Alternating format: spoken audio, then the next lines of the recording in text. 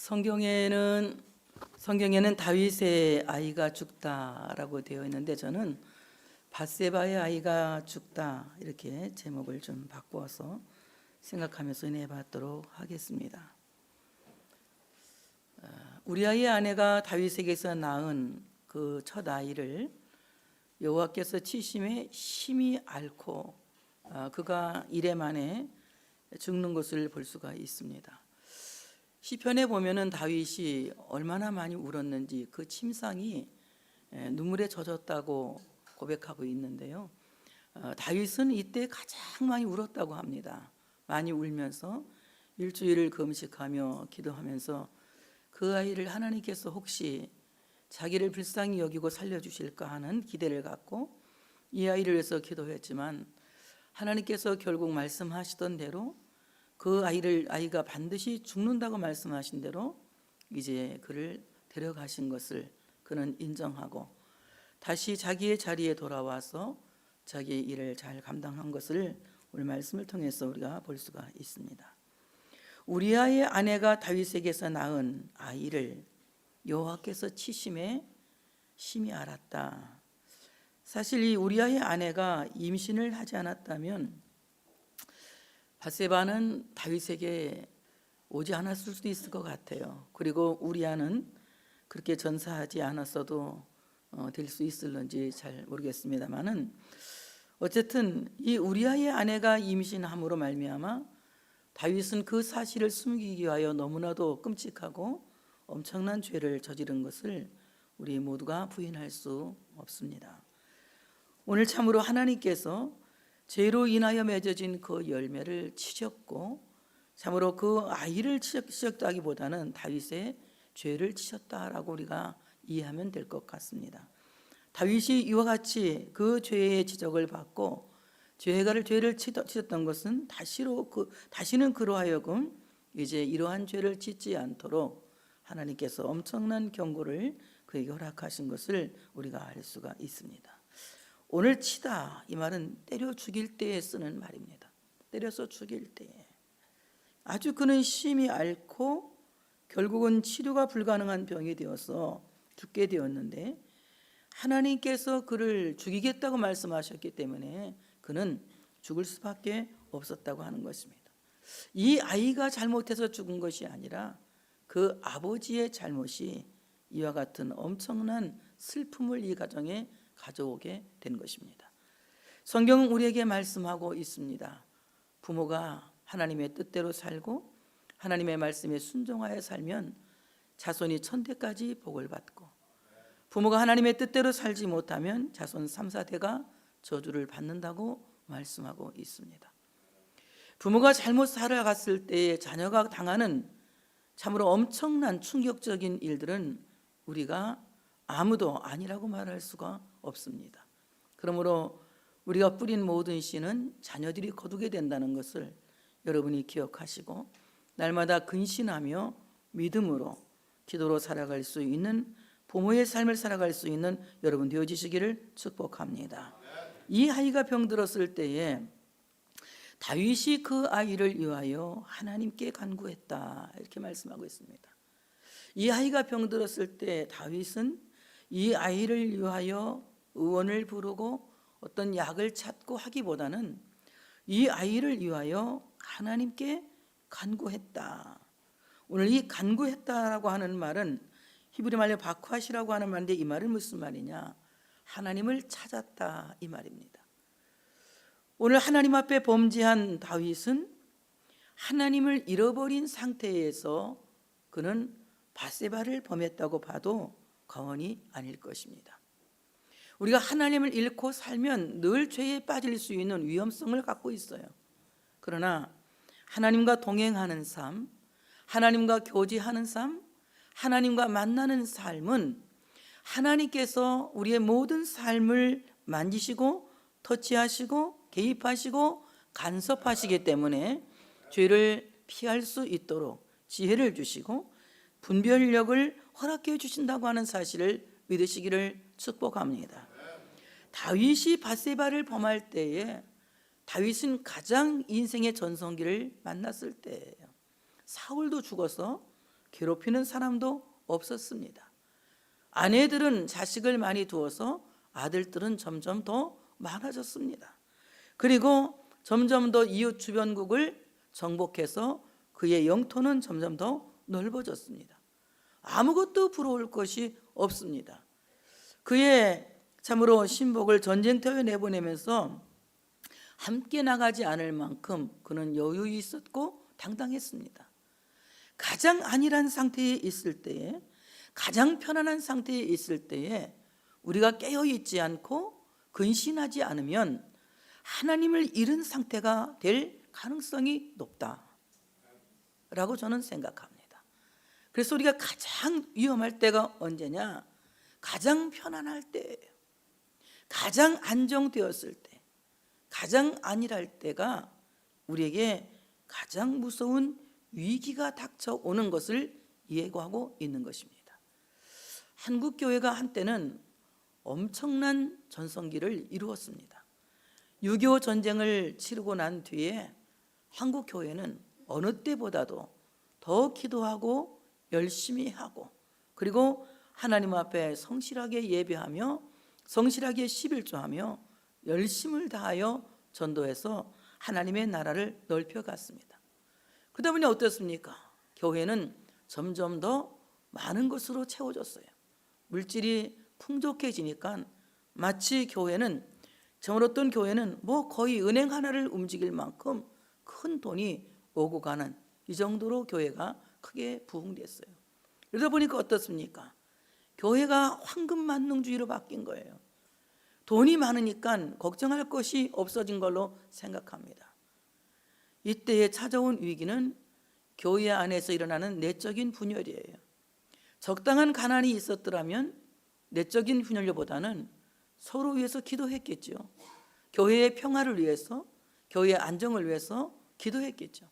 너무 많다 보니까 물질을 바르게 쓰기보다는 잘못 사용하는 경우도 많습니다. 이래서 이런 잘못된 경우로 인하여서 교회들이 말할 수 없는 어려움을 겪게 됩니다. 많은 믿지 않는 사람들에게 비난을 받고 조롱도 받고 조소도 받습니다. 요즘은 기독교가 정말 보이지 않는 가운데서 얼마나 많이 좋은 일을 하고 있음에도 불구하고 좋은 평가를 받지 못하는 것도 사실입니다. 저는 이것이 어디에서 왔느냐? 교회가 너무 부자가 되어서 그렇다라고 생각합니다. 그러므로 참으로 적당한 가난은 우리로 하여금 깨어있게 하고 근신하게 하고 기도하게 하지만, 모든 것이 충족되어졌을 때 우리가 근신하지 않으면, 깨어있지 않으면 그 안일은 오히려 우리로 하여금 무서운 위기를 만나게 한다는 것을 우리가 늘 기억하고, 어떤 상황에 있든지 깨어있고 하나님과 교제를 끊지 않는 우리가 되어져야 한다고 하는 사실을 믿으시기를 축복합니다. 하나님께 간구할 것이 너무도 많은 다윗이었어요. 한 나라를 책임지고 있는 지도자로서, 한 족속을 책임지고 있는 지도자로서 그는 하나님 앞에 간구할 일이 너무나도 많았지만은 하나님께 간구하기보다는 지붕에 올라가서 별채에서 참으로 달콤한 시간을 보내고 있었습니다. 그런 다윗이 밧세바를 보고 그 유혹을 이기지 못하여 참으로 죄에 빠지게 되고 만 것입니다. 우리가 참으로 세상의 유혹을 안 받을 수는 없습니다. 유혹을 받을 수밖에 없지만 유혹에 빠지지 않고 하는 것은 우리의 책임이에요. 유혹을 받을 수는 있지만 유혹에 빠지지 않으려면 하나님과의 지속적인 관계를 이루어야 되는데, 이것이 바로 하나님 앞에 박화시 기도한다, 간구한다, 하나님과의 교제를 끊지 않는다, 이 말입니다. 그럼 기도라고 하는 것은 하나님과 영적인 교제를 나누는 거예요. 하나님과 영적인 교제는 기도를 통해서 이루어진다고 하는 사실을 믿으시기를 축복합니다. 예수님은 세상에 오셔서 우리에게 기도를 가르치셨습니다. 기도를 가르칠 때에 주님께서 열심히 기도해라, 뭐 부지런히 기도해라, 뭐 소리를 질러 기도해라, 이렇게 하신 것이 아니라 예수님은 기도하는 습관을 가져라. 그래서 습관에 따라 예수님은 산에 올라가서 기도하셨고, 하나님과의 끊임없는 교제를 하시면서 우리에게 그 교제를 가르쳐 주신 것을 우리 모두가 알 수 있습니다. 하나님께 간구한다고 하는 것은 하나님을 찾는 거예요. 그리고 하나님과 끊임없이 교제한다고 하는 사실을 믿으시기를 축복합니다. 그 다음에 간구한다, 이 말은 구한다는 거예요. 하나님을 구한다는 겁니다.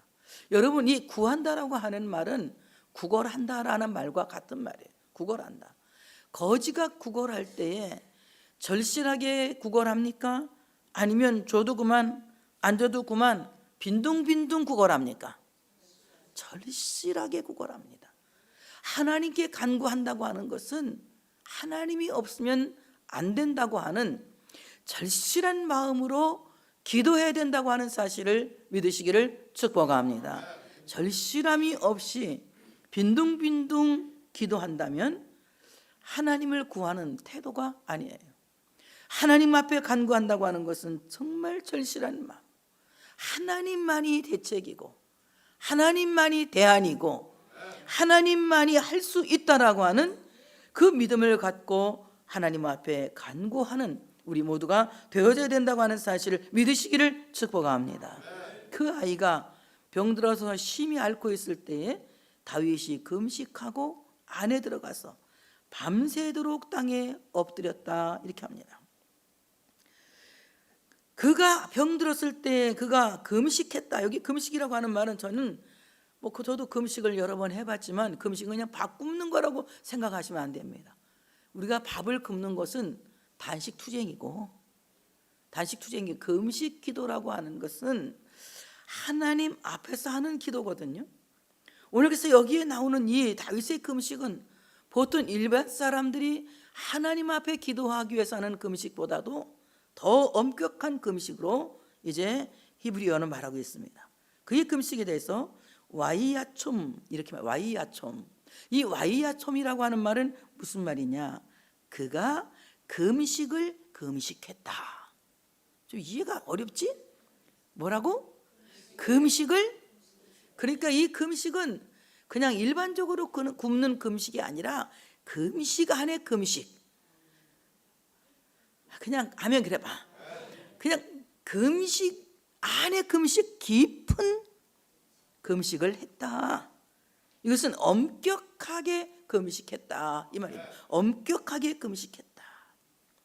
이 금식은 엄청난 하나님 앞에 회개와 그리고 기대를 가진 금식이었다.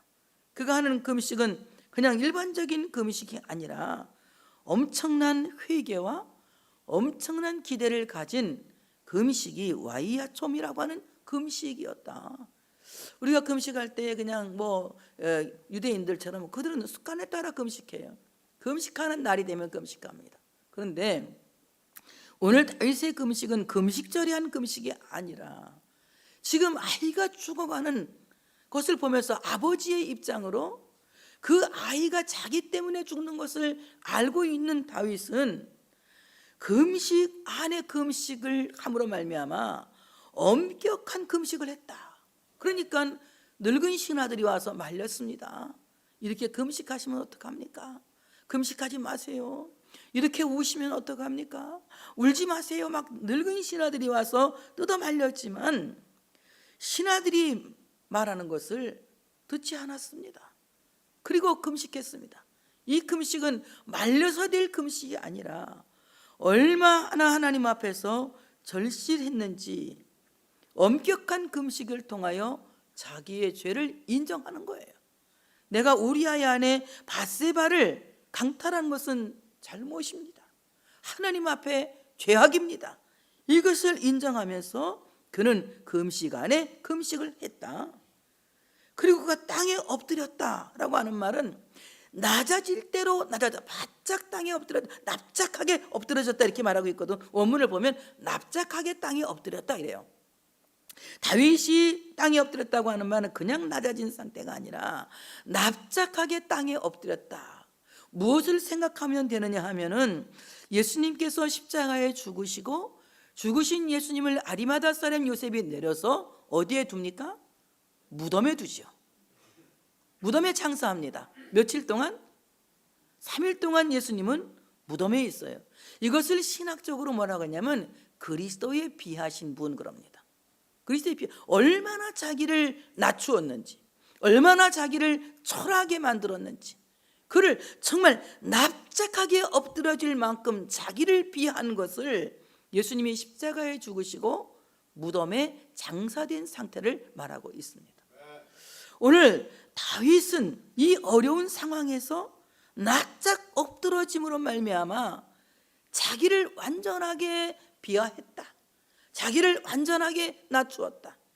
자기가 왕이었음에도 불구하고 왕으로서의 기도가 아니라 하나님의 백성으로서의 기도였고, 하나님의 시민으로서의 기도였고, 하나님의 자식으로서의 기도였다. 그러므로 자기의 신분을 중요하게 여기지 아니하고 완전히 땅에 엎드려뜨림으로 말미암아 자기를 비하한 기도였다. 우리가 하나님 앞에서 자기를 철저하게 비하하지 않으면 높아질 수 없습니다. 그리스도와 함께 나를 완전히 비하하고 낮출 때에 그리스도와 함께 높아진 사람이 되는 거예요. 그리스도와 함께 죽으면 그리스도와 함께 살게 된다고 하는 사실을 믿으시기를 축복합니다.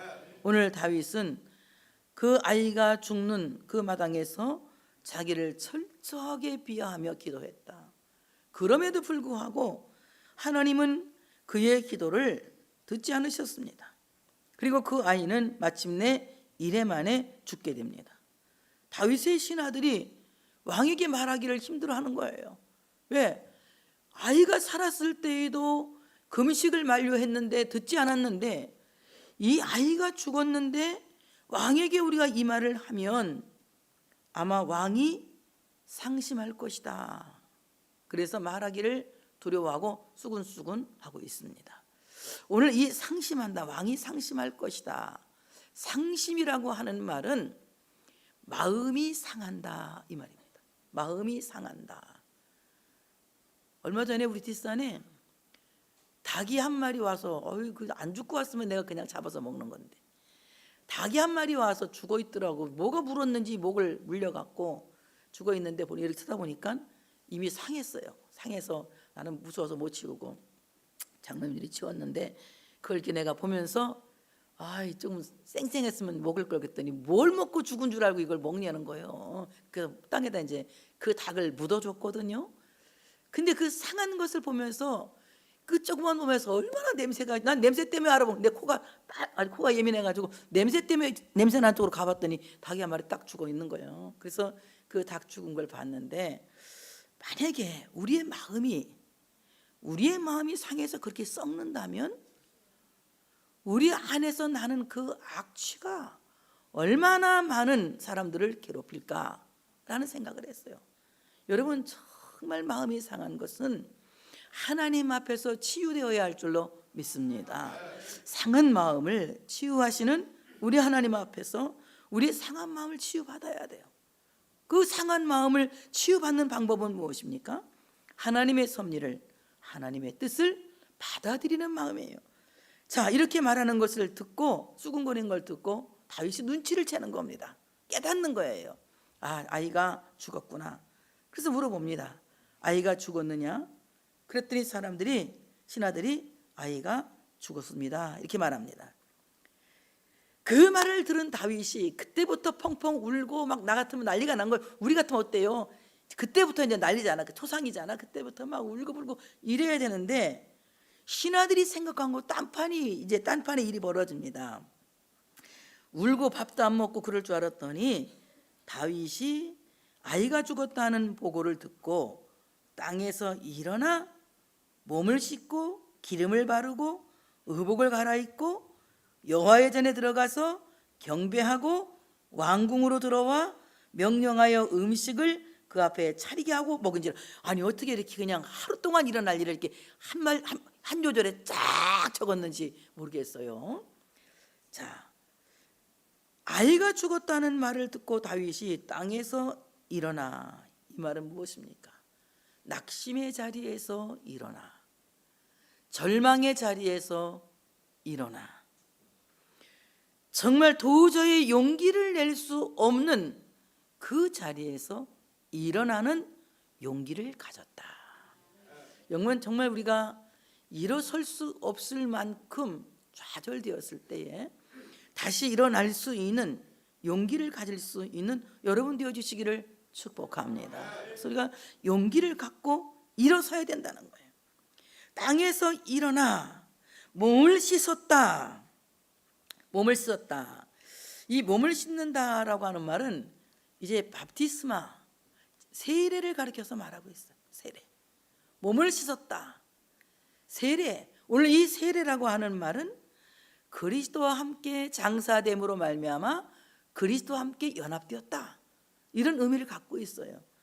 오늘 우리가 시험과 환난을 겪고 난 뒤에 더 낙심하는 것이 아니라 오히려 낙심을 딛고 일어서서, 고난을 딛고 일어서서, 아픔을 딛고 일어서서, 그 좌절할 수밖에 없는 상황을 딛고 일어서서 이제 우리는 우리의 마음을 씻고 우리의 심령을 씻고 그 상한 마음을 씻고 하나님과의 연합을, 그리스도와의 연합을 시작할 수 있는 우리가 되어져야 할 줄로 믿습니다. 그래서 우리가 몸을 씻는다, 이 말은 밥티스마, 나를 씻어서 그리스도와 하나 되게 한다, 그리스도와 연합하게 한다. 또한 몸을 씻는다라고 하는 말은 히브리 말로 미크바라고 하는 말인데, 이 말은 목욕의식이라니. 목욕의식. 이 목욕의식은 왜 하느냐? 정화와 회복이 있는 목욕의식이다. 다윗이 이때에 울은 눈물은, 그가 흘린 눈물은 정화와 회복을 가져올 만큼, 목욕의식을 치를 수 있을 만큼 그에게 세례가 될 만큼 큰 눈물이었다고 봅니다. 그러므로 우리가 하나님 앞에서 눈물로 기도한다는 것, 눈물 흘리며 기도한다는 것, 이것은 바로 미크바예요. 나를 씻어주는 미크바, 나에게 회복을 주는 미크바, 나를 정화시키는 미크바, 이것이 저는 정말 하나님 앞에서 눈물로 기도하는, 참으로 눈물의 기도가 미크바다 생각합니다. 울면서 기도한다는 것은 굉장히 큰 축복이에요. 제가 아는 목사님, 우리 장 목사님이 눈물의 기도를 많이 흘려서 가정을 잘 일으키는 현숙한 여인이 되었지만, 또 제가 아는 목사님, 존경하는 목사님 한 분도 다 울면서 기도해요. 저는 정말 이게 울고 싶은데 안 나와서 이게 큰일인 거예요. 저는. 그래서 내가 어떤 때는 막 그냥 거짓말로도 막 우는 척하고 막 그래. 어떤 때는 물어보려고 애를 써 나는. 근데 그 목사님이 울면서 기도해서, 뭐 시골에 있는 교회지만 아주 교회가 탄탄하고 좋아요. 지금 은퇴하셨어요. 목사님 물어봤어요. 목사님 어떻게 기도하면 눈물이 나와요? 했더니 나도 안 나올 때 있어요. 그럼 어떻게 하시는데요? 우는 척을 하다 보면 나온대. 그래서 나보고 눈물이 안 나오거들랑 우는 소리로 기도를 하래. 이렇게 막 울면서 따라서 해와요. 안 되면 우는 척이라도 해라. 그렇게 기도해서 이제 운다는 거야. 근데도 난 조금 하다 보면 꼭 휴하는 것 같아서 잘 안 되더라고요. 진짜 눈물이 나올 때가 있어. 또 달구똥 같은 눈물이. 여러분 아플 때 기도하면 막 눈물이 나와 그때는. 그래서 이 눈물을 흘리면서 기도하는 것은, 저는 이 눈물이야말로 우리의 마음의 회복을 일으키고 하나님과 나 사이에 참된 교제를 이룰 수 있도록 정화를 일으키는 미크바다. 이거 뭐 제가 이렇게 해석한다고 저는 신학자는 아니지만 이렇게 해석해도 저는 무리가 아닐 거라고 생각합니다. 정말 내가 흘리는 이 눈물의 기도는 정화와 회복을 가져주는 목욕의식이다. 하나님 앞에서 나를 목욕하게 하는 것은 눈물의 기도다.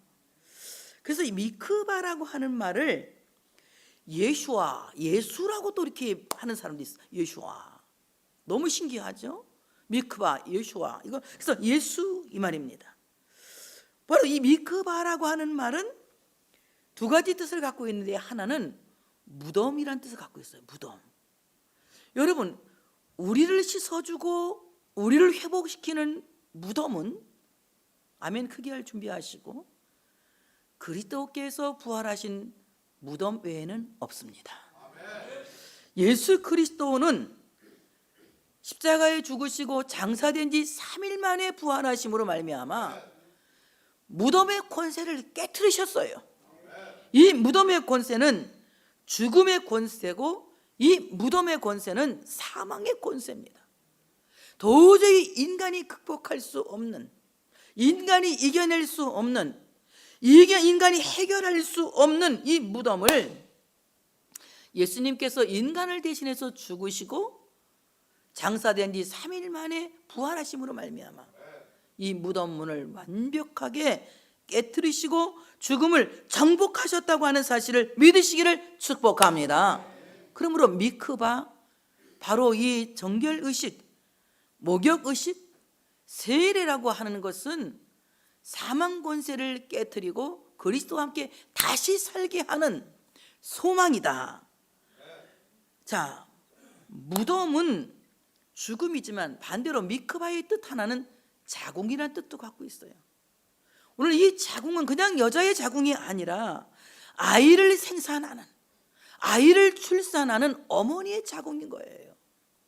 예수 그리스도는 십자가의 죽으심으로 말미암아, 죄로 말미암아 죽을 수밖에 없는 인간들을 대신하여 죽으셨고, 그래서 그 죽으심으로 인하여 모든 사망 권세를 멸하셨습니다. 그리고 3일 만에 부활하심으로 말미암아 죄로 말미암아 영원히 죽을 수밖에 없는 인간들을 물과 성령으로 거듭나게 하셔서 하나님의 나라에 들어갈 수 있도록 하나님의 자녀가 되게 하셨다. 놀라운 사실이죠. 그러므로 예수 그리스도의 십자가의 죽음은 우리를 살리기 위하여 사망 권세를 깨트린 하나님의 능력인 것이며, 또한 참으로 미크바, 자궁을 따는 예수 그리스도의 십자가에 죽으시고 부활하심은 우리를 다시 거듭나게 하는, 다시 태어나게 하는, 그래서 죄와 상관없고 오직 예수 그리스도를 믿음으로 말미암아 의롭게 하셔서 구원받게 하시는 놀라운 역사를 일으켰다고 하는 사실을 믿으시기를 축복합니다. 이 미크바를 가리켜서 또한 티크바라고도 해요. 티크바. 이 티크바라고 하는 말은 무슨 말이냐? 소망이란 말. 소망. 바로 이 무덤, 죽음이라고 하는 것은 우리의 소망이다. 내가 죽으면 내 안에 누가 산다? 예수가 산다. 다 같이, 내가 죽으면 내 안에 예수님이 사신다. 예수님이 사신다. 그러므로 내 안에 있는 나, 정말 죽을 수밖에 없는 나, 죽어야 마땅한 나는 그리스도와 함께 죽고 이제는 내가 산 것이 아니요 그리스도께서 내 안에 사신 것이니 내가 살아도 주의 것이요 죽어도 주의 것이라고 고백한 바울의 고백이 우리의 고백이 되어져야 된다고 하는 사실을 믿으시기를 축복합니다. 그러므로 오늘 다윗이 일어나서 몸을 씻었다고 하는 데서는 상당한 의미가 있는 거예요. 여러분 오늘 다 몸을 씻고 가시기를 축복합니다. 다 같이 나는 오늘 미크바 하고 가겠습니다. 너무 어려운 말이야. 나는 오늘 목욕하고 가겠습니다. 정결하게 목욕하는 시간이 되시기를 축복합니다. 두 번째는 그는 몸에 기름을 발랐다. 몸에 기름 발랐다. 이 말은 이제 뭐 얼마나 일주일간 금식하면서 막 그냥 땅에 엎드려서 막 기도를 했으니 그 몸이 얼마나 초췌하고 초라했겠습니까? 그런데 이제는 몸에 기름을 바름으로 말미암아 그의 몸을 아주 빛나게 만들었다는 겁니다. 저도 오늘 아주 변장하고 왔어요. 변장 안 하면 저번에 누가 그래요. 목사님 어디 아프세요? 아니요, 안 아픈데 왜요? 얼굴이 왜 그래요? 화장을 안 했더니 어디 아프냐고 나한테 물어봐. 오늘 막 엄청 변장했어. 왜냐면 요즘 도토리 주스 댕기냐고 얼굴이 시커매가지고 막 이렇게 이제 막 떡칠을 막 하고 막 변장하고 이렇게. 우리가 그냥 모르겠지? 별로 표 안 나지? 예. 기름을 바른다고 하는 것은 이제 몸을 성별한다 이런 뜻도 갖고 있지만 그 몸을 초췌한 몸을 빛나게 해서 그 얼굴에서 하나님의 영광을 드러나게 하는 것이다.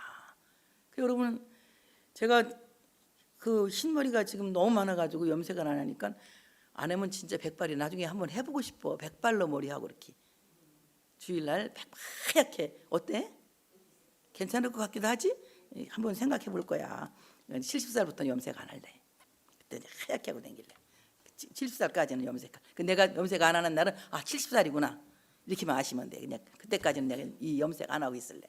그때는 염색할래. 그때까지.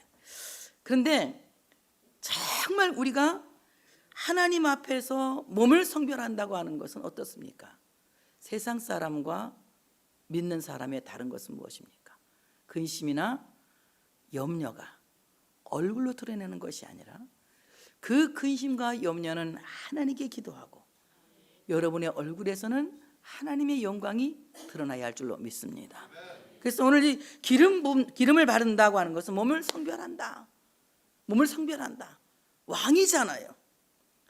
왕의 매너가 있어야 되잖아요. 왕의 매너는 어떻습니까?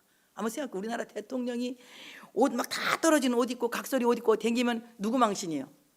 나라 망신. 근데 왕이 막 꼬작지근하니까 누구 망신이야? 뭐 그 나라 망신이지. 그러니까 어때요? 왕다운 매너를 가져야 돼. 저도 매너가 있으니까 오늘 이렇게 근사하게 하고 나왔잖아.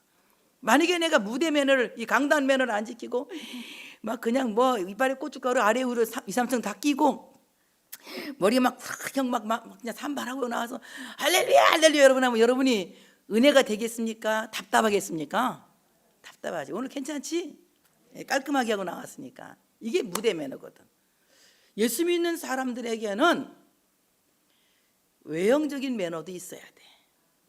외형적인 매너도. 그 매너가 어떤 매너냐? 항상 미소가 가득한 얼굴이 돼야 돼. 나도 이제 미소를 찾으려고 총회장 그만뒀으니까 이제 이렇게 웃으면서 이렇게 다시 옛날 마냥 이렇게 웃어야 되지. 너무 이렇게 내가 어느 날 보니까 내 얼굴이 아주 굉장히 무섭게 생겼더라고. 그래서 내 얼굴이 왜 이렇게 바뀌어졌지? 이상하게 달려졌네. 나는 항상 생글생글. 그래서 나보고 해 목사님이라고 그러는데 이렇게 해가 어떻게 갑자기 이렇게 찌그러진 초승달이 돼버렸지? 내가 이런 생각을 했어요. 근데 여러분 정말 웃는 얼굴에 침 못 뱉는다고 항상 이렇게 웃어요. 오죽하면 어떤 그 이단 단체에서는 막 그냥 기도 안 하고 막 웃기만 하잖아. 막 태글태글 둥거리면서 깔깔깔깔 웃는 그런 이단 단체도 있어요. 우리 그런 이단은 되지 말고 그래도 좀 이렇게 방글방글하는 지금 이 미소의 매너를 가집시다. 옆에 사람한테 안녕하세요, 반갑습니다. 이렇게 좀 매너 있는 얼굴. 그래서 오늘 기름을 바르고 몸을 성별했을 뿐만이 아니라 그의 초췌한 모습을 바꿈으로 말미암아 왕으로서의 매너를 갖췄다. 그리스도인의 참된 매너는 무엇이냐? 우리 안에서 예수의 향기를 드러내는 매너가 무엇이냐?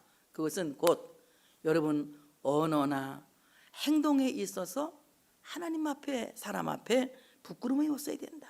항상 웃는 얼굴, 친절하고 따뜻한 말, 이런 말을 통해서 여러분을 통해서 하나님의 영광이 몸으로 드러나게 될 줄로 믿습니다. 그 다음엔 의복을 갈아입었어요. 이거는 뭐 옷을 갈아입었다는 뭐 그런 문자적인 설명도 되지만 우리는 허물과 죄로 죽은 어둠의 옷을 입고 있던 사람들이었어요, 원래가. 근데 우리는 옛사람의 옷을 벗어버리고 새 사람의 옷을 입은 새로운 피조물들이에요. 근데 우리 옷은 어떻게 해야 됩니까? 갈아입고 빨아 입어야 유지가 되는 겁니다. 여러분 교회 나와서 예수 그리스도로 옷 입었다고 한번 입었다고 그냥 끝까지 가는 것이 아니라 날마다 이 자범죄의 옷을 갈아입어야 깨끗한 옷이 유지된다고 하는 사실을 믿으시기를 축복합니다. 천국 가는 옷은 이미 갈아입었어. 더 이상 예수의 옷은 갈아입을 필요가 없어. 그러나 우리의 인격의 옷은 매일매일 갈아입어야 돼. 매일매일 우리의 인격의 옷은 언제 어느 때 우리가 범죄하는지 몰라. 언제 어느 때 우리가 잘못된 태도로 살지 몰라. 그렇기 때문에 이미 우리는 목욕한 사람이지만 손과 발은 매일 씻어야 된다고 말씀하신 주님의 말씀대로 우리는 매일매일 인격의 옷은 갈아입을 필요가 있다. 그래서 너희는 세상의 소금이요 너희는 세상의 빛이라고 하신 말씀대로 우리의 삶을 통해서 하나님께 영광을 돌리기를 우리가 원한다면 우리는 매일매일 인격의 옷을 갈아입고 좀 더 성숙한 인격을 갖기 위해서, 좀 더 성장한 인격을 갖기 위해서 우리는 늘 애쓰고 또 노력하고 훈련할 수 있는 우리가 되어져야 된다고 하는 사실을 믿으시기를 축복합니다. 그래서 의복을 갈아입고 여호와의 전에 들어가서 경배하고 성전에 들어가서 예배했다 이 말. 성전에 들어가서 예배하고 몸을 씻고 그리고 옷을 갈아입고 몸에 기름을 바르고 옷을 갈아입고 그 다음에는 성전에 들어가서 하나님께 경배했다. 생각해 보세요. 지금 이 상황이 하나님께 경배, 예배, 감사와 찬양을 드렸다는 거거든. 이 상황이 다윗이 우리가 생각할 때 감사와 찬양이 나올 때요, 아니면 열받아 가지고 집에 가 두루누워 있을 때요? 에? 열받아 갖고 집에 가 두루누워 있을 때인데 그의 믿음은 성전에 들어가서 예배했다. 오늘 여러분의 상황과 똑같은 거예요. 우리도 지금 얼마나 열받아.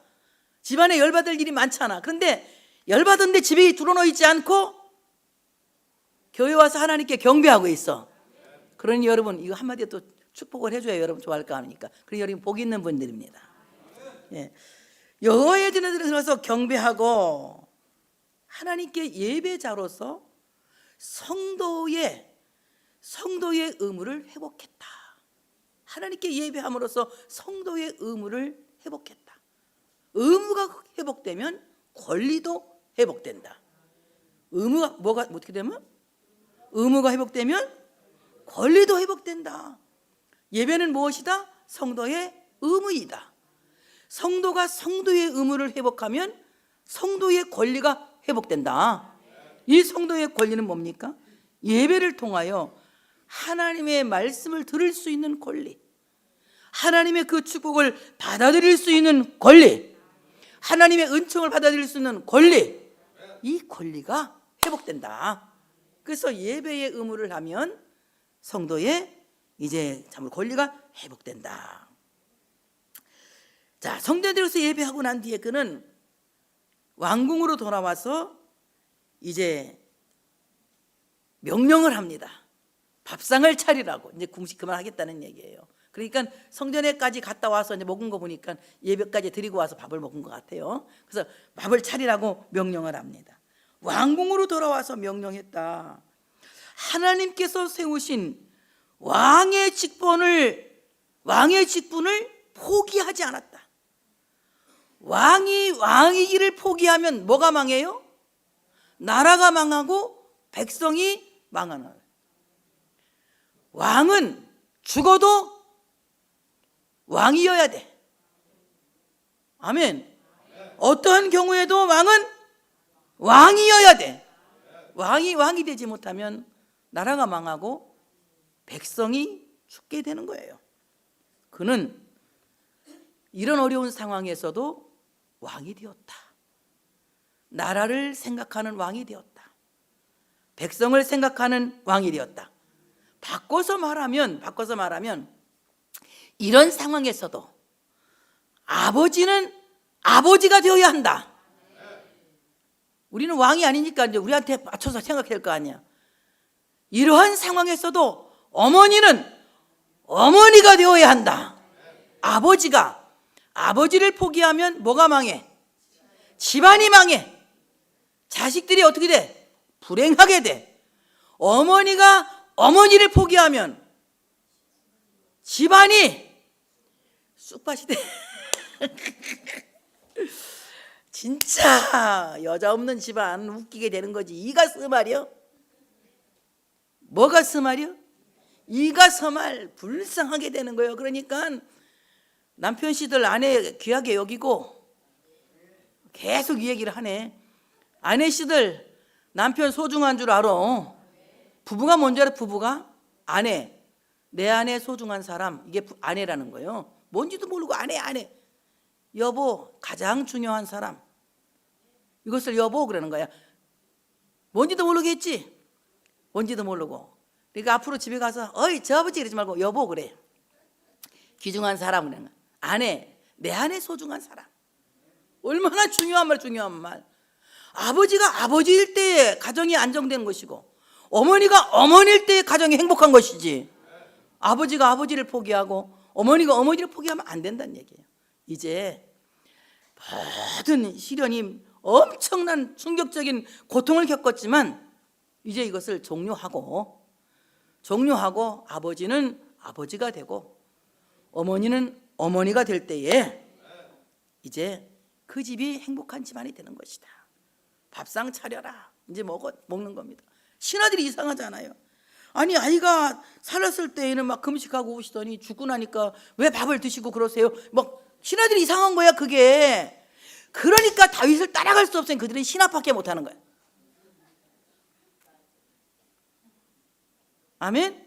그리고 여러분 아무도 따라올 수 없게 만들려면 아버지는 아버지가 되어야 하고 어머니는 어머니가 되어야지. 아버지가 아버지를 포기하면 누구나 다 할 수 있는 거다. 어머니를 포기하면 누구나 다 할 수 있는 거다. 아무도 따라 할 수 없는 것은 아버지는 아버지가 되고 어머니는 크게 말할 줄 알았어. 아버지는 여자들이 더 크게 말해. 남자들은 안 해. 남자들만 아버지는 이렇게 크게 나오잖아. 이래서 남자가 필요한 거야. 어머니는 어머니가 되고 아무리 따라 해봤자 게임이 안 돼. 사이즈가 이 목소리 크기가. 다시 아버지는 뭘 기도해서 뭐라고 그러는 게 아버지는 아버지가 되고 아버지는 그렇지. 어머니는 어머니가 되는 거. 이건 누구도 따라할 수 없는 거다. 어머니만 할 수 있는 것이고 아버지만 할 수 있는 거예요. 그러니까 뭐라고 합니까? 아이가 살았을 때는 하나님이 혹시 나를 불쌍히 여겨서 이 아이를 살려주실까 하고 내가 울었지만 이제는 죽었으니 내가 어찌 금식하랴. 죽은 아이를 내가 돌아오게 할 수 있겠느냐. 나는 생명의 주권자가 아니다. 생명을 주관하시는 오직 하나님이시고 그는 내게 돌아올 수 없지만 나는 그에게로 갈 수 있다.